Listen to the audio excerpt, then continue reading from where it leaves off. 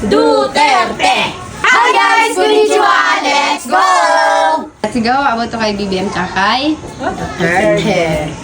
Question number 1. Sino ang binoto mong presidente at bakit? BBM! Bakit?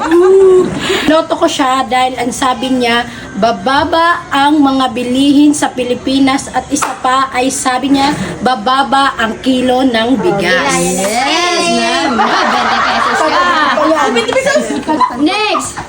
Sino ang binoto mo at bakit? Hindi ko siya binoto. Bakit may hawak ka ng 20? Sino ang binoto mo? Si ano?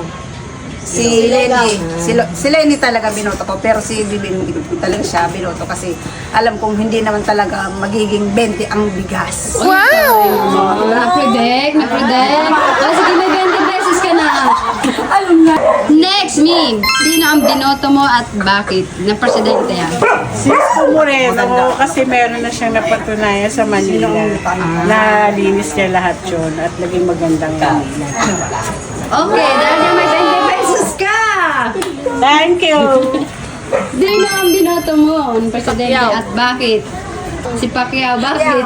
Kasi sabi niya magbibigay daw siya ng pabahay. Okay. Dahil dyan may 20 pesos ka! Next! Ikaw, sino ang binoto mo at bakit? Taksa mo naman boses mo. BBM, bakit? Kasi akala ko mapapaganda niya akala ko yung platforma niya is maganda pero pangit pa. Charis! Next! Sino ang binoto mo at bakit? Unfortunately, ang binoto ko ay si BBM. Kasi sabi niya, i-utilize niya ang resources dito sa Pilipinas. Pero anong nangyari? Naging 400 ang kilo ng kamatis. Papa na kang bindi. 20! Next! Ito talagang may panganap. Next! Sino ang binoto mong presidente at bakit? Ang binoto ko ay si BBM. Bakit? Kasi idol ko siya. Bakit? Idol ko siya. Pero ngayon, never again. May 20 pesos ka! Next! Ito na ang next question. Nagsisisi ka ba na binoto mo si BBM? Oo. Bakit? Dahil pinakulong niya si Duterte. Ang idol namin. Duterte! Sure ka ba na siya nagpakulong? Si Torre! Okay, next! Diba? Kami. Dahil hindi mo binoto si BBM, nagsisisi ka ba na ang presidente natin ngayon ay si BBM? 100% Bakit? sising-sising. Kasi wala pa naman siyang nagawang Because of the gravity of the maganda. earth. Ganun ba? Wala pa nagawa maganda para sa Yung sanang itutuloy niya project na wala lahat, naibulsa lahat. Ganun. Dahil dyan may 20 pesos ka pa din. Duterte. Ikaw, di ba hindi mo binoto si Si Manny Pacquiao ang binoto mo? Nagsisisi ka ba na ang presidente ngayon natin ay si PBBM? Nagsisisi ka ba o hindi? Bakit? Kasi dahil sa kanya, nagmahal ang bigas. Nagmahal pa lalo ang bigas? Pati yung mga gulay. Mga bilihin. Bilihin. Sige, dahil dyan may 20 ka na. Next! Ikaw, binoto mo si PBBM, di ba? Oo, nagsisisi ako. 100%. Kasi meron nagsabi sa akin Yun daw yung boto ko. May 20 pesos ka! Gusto mo kasi Next!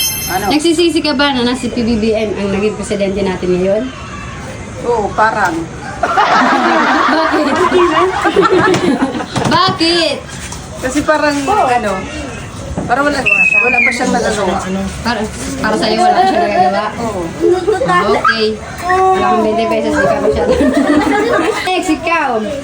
Nagsisisi ka ba na binoto mo bilang presidente si BBM? Yes! Bakit? Kasi, kaya ako BBM kasi